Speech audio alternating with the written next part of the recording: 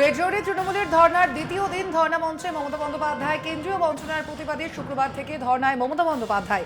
সকালে রেড রোডে প্রাতঃভ্রমণ মুখ্যমন্ত্রী। সেই সময় রেড রোডের পাশে ময়দানে বাচ্চাদের বাস্কেটবল খেলতে দেখে এগিয়ে যান মুখ্যমন্ত্রী।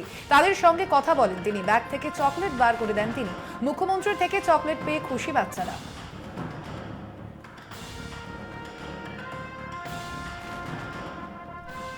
নিয়ম মেনে বিভিন্ন প্রকল্পের জন্য অর্থ দেয়া হবে। বাংলার বকেয়া নিয়ে কেন্দ্রের সঙ্গে কথা হয়েছে। বাংলার মানুষের জন্য সচেষ্ট প্রধানমন্ত্রী। দিল্লি থেকে বাংলায় ফিরে এসে বললেন রাজ্যপাল। একই সঙ্গে তাকে নিয়ে শুভেন্দু অধিকারী তির্যক মন্তব্য প্রসঙ্গে রাজ্যপাল বলেন তিনি বাংলার মানুষের পক্ষে রয়েছেন। তবে তার মানে এই নয় যে তিনি নির্দিষ্টভাবে সরকারের পক্ষে রয়েছেন। যে যা খুশি করবেন রাজ্যপাল হিসেবে তিনি মোটেই তা সমর্থন করবেন না।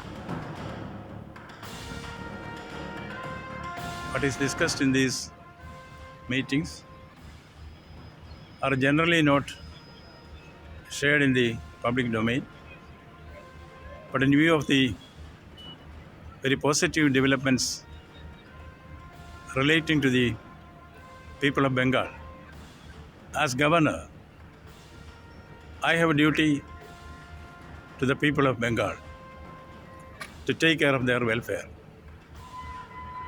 Discussions were held on this. The result has been very, very positive. Governor has a role which I define as to act as a rainbow bridge between the state and the center. That is precisely for that purpose that I have been there. The result has been very, very positive. I'm very, very confident that the Honorable Prime Minister is keen to help the people of Bengal in whichever way it is required. Certain omissions and commissions were there from the part of the state government that also the state government has taken pains to rectify. I also had my own review with the concerned minister and of course discussions with my esteemed constitutional colleague. I think a very, very reassuring chapter in federal relations has been opened thanks to the goodwill of the people of Bengal. Bharat Ratna সম্মানে ভূষিত করা হচ্ছে বিজেপির মার্গদর্শক এবং প্রবীণ নেতা লালকৃষ্ণ আদবানীকে। নিজের এক চ্যানেলে জানালেন প্রধানমন্ত্রী নরেন্দ্র মোদী। ফোনে তাকে শুভেচ্ছাও জানিয়েছেন প্রধানমন্ত্রী। 3 দশক আগে দেশের রাম মন্দিরে আন্দোলনের মুখ ছিলেন আদবানী। দেশে প্রথমবার রাম রথ নিয়ে বের হন আদবানী। তার রথযাত্রার উপর ভর করে দেশের হিন্দি বলয়ে উত্থান হয়েছিল বিজেপির। কিন্তু গত মাসে রাম মন্দির উদ্বোধনের সময় আদবানীকে আমন্ত্রণ জানালেও তাকে অযোধ্যায় যেতে নিষেধ করে ট্রাস্ট। এই খবরের পরে দেশ জুড়ে বিতর্ক শুরু হয়। পরে জানা যায় অসুস্থতার কারণে যেতে পারবেন না বলে ট্রাস্টের তরফে জানানো হয়। এবার দলের প্রবীণ নেতা ও মার্গদর্শককে দেশের সর্বোচ্চ সম্মান প্রদানের কথা ঘোষণা করলেন স্বয়ং প্রধানমন্ত্রী।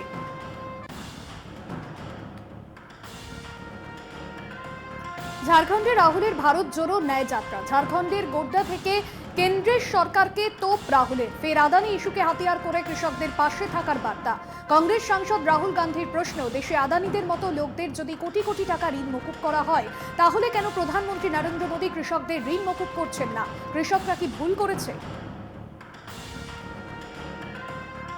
मैं आपसे सवाल पूछना चाहता हूं, अदानी जैसे लोगों के लाखों करोड़ रुपए माफ होते हैं, किसानों के क्यों नहीं माफ करते नरेंद्र मोदी? क्यों नहीं करते? किसानों ने क्या गलती की है? तो किसानों के खिलाफ अन्याय, आदिवासियों के खिलाफ अन्याय, आप और नारा बाद में लगाना अच्छी बात है। चलो एक नारा लगाना है तो लगवा देते हैं, भारत जोड़ो, भारत जोड़ो। तो आखिरी अन्याय, आदिवासियों के खिलाफ अन्याय, दलितों के खिलाफ अन्याय, किसानों के खिलाफ अन्याय, मजदूरों के खिलाफ अन्याय।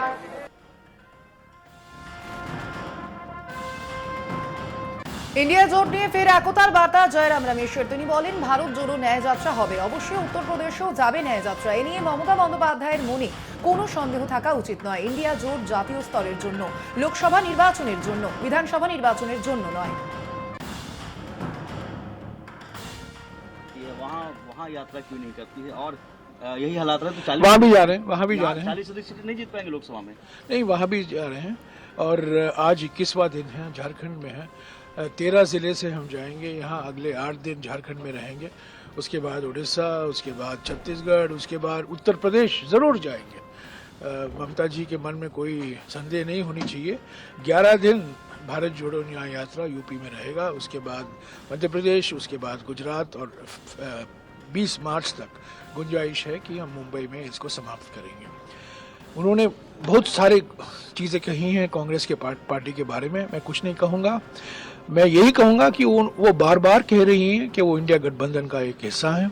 हम भी इंडिया गठबंधन में हैं। हमारा कर्तव्य बनता है, हमारा धर्म बनता है कि हम इंडिया गठबंधन को और मजबूत करें, और एक ही निशाना होना चाहिए। हम लोग बीजेपी के खिलाफ लड़ाई लड़ रहे हैं, आरएसएस की विचारधारा को हराने में लगे हुए हैं। जो आपस मतभेद है राज्य के स्तर को, राजनीति को लेकर, उसको थोड़ा पीछे हटाकर हमें राष्ट्रीय नजरिया लेना है, क्योंकि इंडिया गठबंधन राष्ट्रीय स्तर के लिए है, लोकसभा चुनावों के लिए है, विधानसभा चुनाव के लिए नहीं है। सर आप শুক্রবার রেড রোডে ধর্ণা মঞ্চ থেকে জোট শরিক কংগ্রেসের বিরুদ্ধে আক্রমণ শানান মমতা বন্দ্যোপাধ্যায়। তিনি বলেন কংগ্রেসের 40টি আসন পাবে কিনা সন্দেহ। এ বিষয়ে এবার মন্তব্য করলেন কংগ্রেস সিএলপি নেত্রী আরাধনা মিশ্র। তিনি বলেন দেশের সবচেয়ে বড় বিরোধী দল কংগ্রেস, যার 100 বছরের ইতিহাস রয়েছে। ইন্ডিয়া জোট গঠনের একটা কারণ ছিল, কংগ্রেস সবাইকে একসঙ্গে নিয়ে যাওয়ার অঙ্গীকার করেছিল। কিছু সমস্যা থাকতে পারে, কংগ্রেস সারা দেশে প্রতিটি আসনে লড়াই করতে প্রস্তুত, তবে আমরা সম্পূর্ণ সততার সাথে জোটের দায়িত্ব পালন করব। জোট শক্তিশালী আছে এবং আমরা এগিয়ে যাব। कांग्रेस पार्टी इस देश का सबसे बड़ा आज विपक्ष का दल है और 100 साल से ऊपर का हमारा इतिहास है। कोई न कोई वजह तो थी जिसकी वजह से जो इंडिया गठबंधन बना है उसमें प्रमुखता से कांग्रेस पार्टी सबको एक साथ लेकर के चलने के संकल्प लिया था। सब उसके साथ हैं। आपस में हमारे बीच में कोई भी बात हो सकती, पर मैं इतना स्पष्ट जरूर करूंगी कि पूरे देश में, हर प्रदेश में, हर एक सीट पर कांग्रेस मजबूती से चुनाव लड़ने के लिए तैयार है। पर हम अपना गठबंधन का जो दायित्व है उसको पूरी ईमानदारी से निभाएंगे। इंडिया गठबंधन एक साथ खड़ा है और आगे लेकर के इस चुनाव में हम उसको जाएंगे, इसमें कोई मतभेद नहीं है।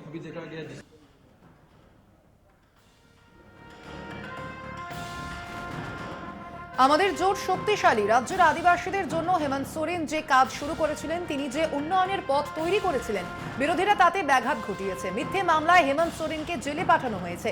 আমরা আমাদের লক্ষ্যে সফল হব। শনিবার দুমকায় জোট নিয়ে মন্তব্য ঝাড়খণ্ডের নতুন মুখ্যমন্ত্রী চম্পাই সোরেনের। শুক্রবারই ঝাড়খণ্ডে মুখ্যমন্ত্রী পদের শপথ নিয়েছেন চম্পাই সোরেন। हमारा गठबंधन है और उसमें बड़ा मजबूत गठबंधन है। हमारा हेमंत जो झारखंड के आदिवासी, यहाँ का मूलवासी का के लिए जो उनका बुनियादी सवाल को और बुनियादी बातों को लेके जो अपना योजना शुरू किया है, ये यहाँ का आदिवासी, यहाँ का मूलवासी को विकास कि वो जो रास्ता बना दिया, और उसी के लिए विपक्ष उसको तंग करते रहा, परेशान करते रहा। कुछ क्षण के लिए तो सफल हुआ है, लेकिन हेमंत बाबू जो योजना यहाँ के ग्रामीण क्षेत्र के लिए या झारखंड प्रदेश को जो विकास का सूची से नीचे जो दर्ज है उसको ऊपर उठाने के लिए जो योजना लाने का काम किया है, इसी में विपक्ष का हताश हो गया और झूठा आरोप देके उनको जेल तक पहुंचाया।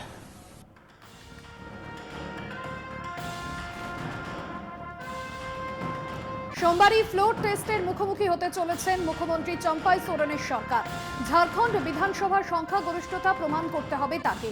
তার আগে নিজেদের বিধায়কদের সুরক্ষিত রাখতে তৎপর ঝাড়খণ্ড মুক্তি মোর্চা। ইতিমধ্যেই 40 জন বিধায়ককে হায়দ্রাবাদের একটি রিসর্টে নিরাপদে রাখা হয়েছে।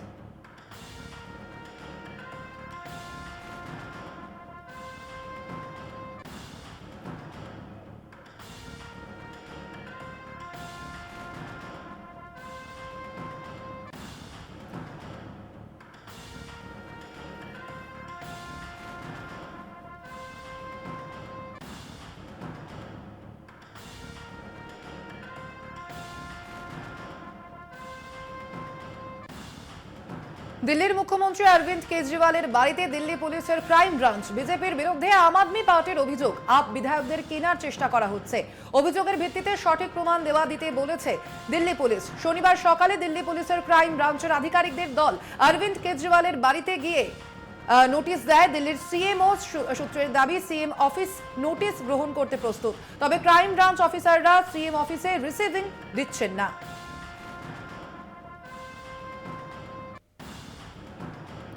আপের বিধায়কদের কেনার চেষ্টা করছে বিজেপি। অরবিন্দ কেজরিওয়ালের অভিযোগে পাল্টা তোপ দাগলেন কেন্দ্রীয় মন্ত্রী অনুরাগ ঠাকুর। তিনি বলেন, বিধায়ক কেনার অভিযোগে পুলিশ এবং দেশকে প্রমাণ দিক কেজরিওয়াল। আবগারি দুর্নীতি থেকে নজর ঘোরাতেই আপের নতুন ছক। বিজেপির বিরুদ্ধে মিথ্যা অভিযোগ তুলেছে আপ, জানান অনুরাগ ঠাকুর। आखिरकार दिल्ली पुलिस को अरविंद केजरीवाल जी के यहाँ क्यों जाना पड़ा? क्योंकि आरोप केजरीवाल जी ने लगाए थे कि विधायकों को खरीदने की प्रयास किया गया। आखिरकार ये हवा में ही आरोप लगे थे और इसके सबूत तो उनको देने ही चाहिए। उनके ही प्रवक्ता ने उन्होंने कहा था कि उनके पास ऑडियो भी है, सब सबूत भी हैं।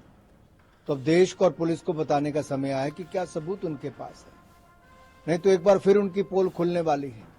जैसा पूर्व में भी केजरीवाल जी ने झूठे आरोप लगाए और एक नहीं अनेक बार नेताओं से माफी मांगी, अदालत में माफी मांगी और उनका चेहरा बेनकाब हुआ है कि वो अपने शराब के घोटाले के भ्रष्टाचार को बचाने के लिए, उससे ध्यान भटकाने के लिए भारतीय जनता पार्टी पर झूठे आरोप लगाते हैं।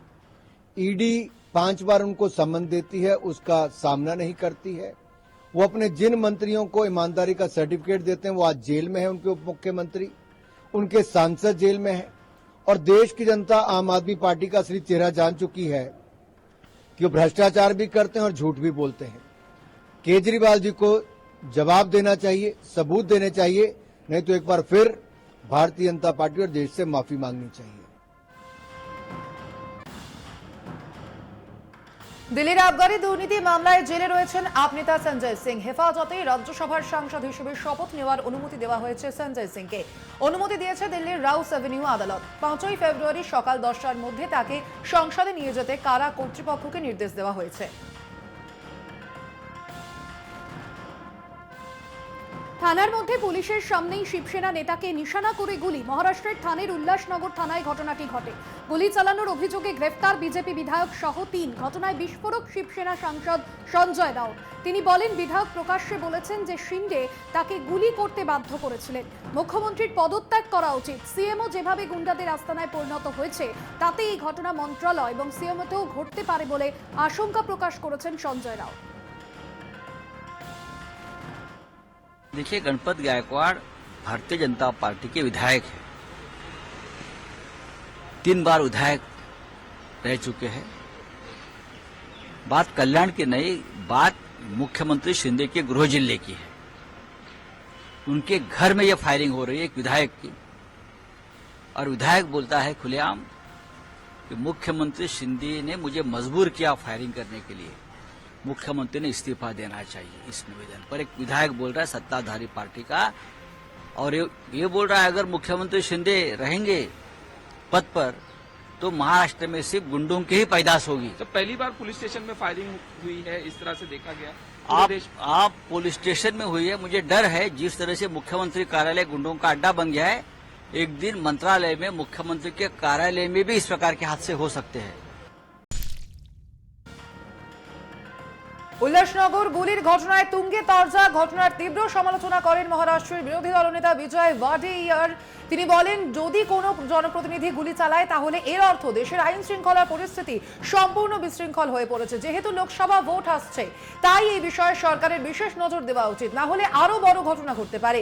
অপরাধী মানসিকতার জনপ্রতিনিধিদের বিরুদ্ধে কঠোর শাস্তির দাবি তুলেছেন মহারাষ্ট্রের বিরোধী দলনেতা।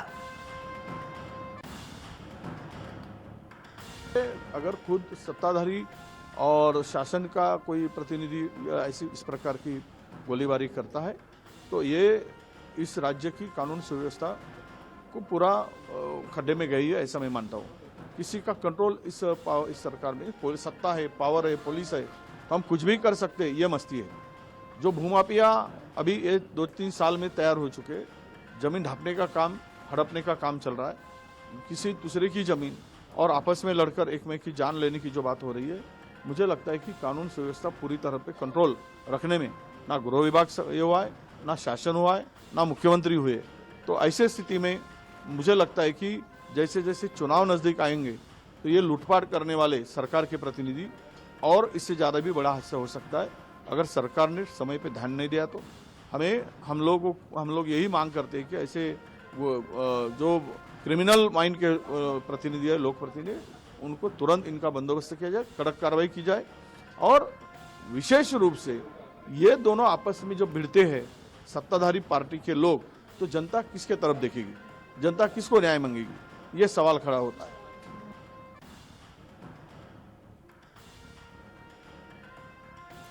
দেশের যুবকদের জন্য উৎসর্গ করা হয়েছে এবারের বাজেট, জানালেন প্রধানমন্ত্রী নরেন্দ্র মোদী। তিনি বলেন, রেল, রাস্তা এবং আধুনিক পরিকাঠামোতে 11 লক্ষ কোটি টাকা বরাদ্দ করা হয়েছে। সরকারের এই ব্যয় সবচেয়ে বড় সুবিধাভোগী হবেন যুবকরা। ভারত যে 11 লক্ষ কোটি টাকা আধুনিক ইনফ্রাস্ট্রাকচার তৈরিতে ব্যয় করতে চলেছে তা যুবকদের জন্য। অনেক নতুন কর্মসংস্থানের সুযোগ তৈরি হবে, যা ভবিষ্যৎ গড়বে যুবকদের। जो बजट आया है वो भी एक तरह से देश के युवाओं को ही समर्पित है। सरकार जो रेल, रोड पर आधुनिक इंफ्रा 11 लाख करोड़ रुपए से भी ज्यादा खर्च करने जा रही है, उसके सबसे बड़े लाभार्थी तो युवा ही होंगे। अच्छी सड़कों की सबसे ज्यादा ख्वाहिश किसे होती है? हमारे युवा को। नई वंदे भारत ट्रेनों को देखकर कौन सबसे ज्यादा खुश होता है? हमारा नौजवान, हमारे युवा। बजट में जो 40,000 वंदे भारत जैसे डिब्बे बनाने का ऐलान हुआ है, उसका फायदा किसे मिलेगा? हमारे युवाओं को। भारत आधुनिक इंफ्रा पर जो 11 लाख करोड़ रुपया खर्च करने जा रहा है, उसमें युवाओं के लिए ही सबसे ज्यादा रोजगार के नए मौके बनेंगे। भारत के युवा नई खोज कर सके, खेल हो या दूसरे क्षेत्र हो, अपनी बड़ी बड़ी कंपनियां बना सके, इसके लिए 1 लाख करोड़ रुपए का एक फंड बनाया गया है। सरकार ने स्टार्टअप के लिए टैक्स में छूट का विस्तार भी ऐलान किया है। সুরেশ আগরওয়ালের নাম ঝালদার নতুন পুরপ্রধান হিসেবে নির্বাচন হলো, এ নিয়ে কোনো বিরোধ হয়নি।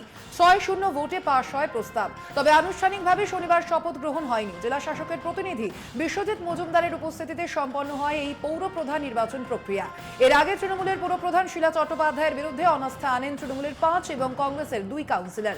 অনাস্থার পর 17 জানুয়ারি ওই 7 কাউন্সিলর তলবি সভায় শীলা চট্টোপাধ্যায়কে অপসারিত করেন।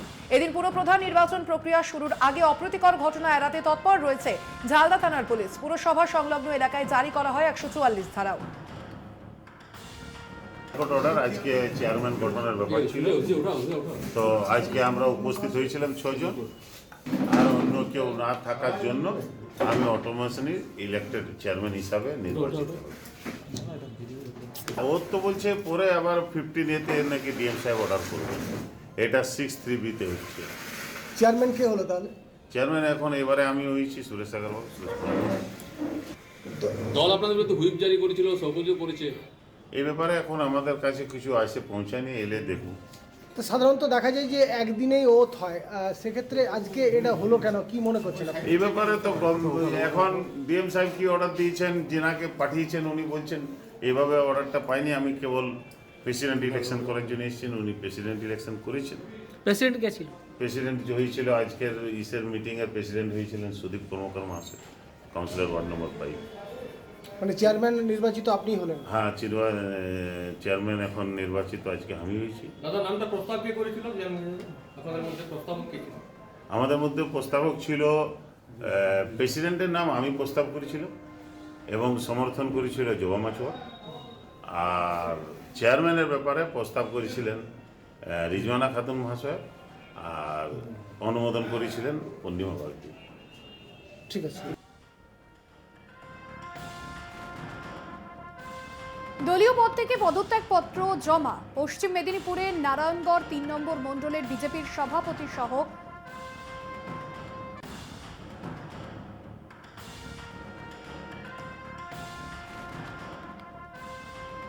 তৃণমূল পরিচালিত পুরসভার চেয়ারম্যান কল্যাণ তিওয়ারির বিরুদ্ধে দুর্নীতির অভিযোগে পোস্টারে পুর প্রধানের বিরুদ্ধে টাকা নেওয়ার অভিযোগ। পুরসভা চত্বর সহ ওয়ার্ডের বিভিন্ন জায়গায় পড়ল পোস্টারে লেখা কত টাকার বিনিময়ে শিশুদের জীবন উপেক্ষা করে শিশু উদ্যানের উপর দিয়ে হাই টেনশন বিদ্যুতের তার নিয়ে যাওয়া হচ্ছে। পুর প্রধান জবাব দাও। কোথাও চেয়ারম্যানের চেয়ার টাকার বিনিময়ে কেনার অভিযোগ তুলে ব্যঙ্গাত্মক ছড়া। পশ্চিম মেদিনীপুরের রামজীবনপুরের ঘটনা, পোস্টার ঘিরে শুরু রাজনৈতিক তরজা।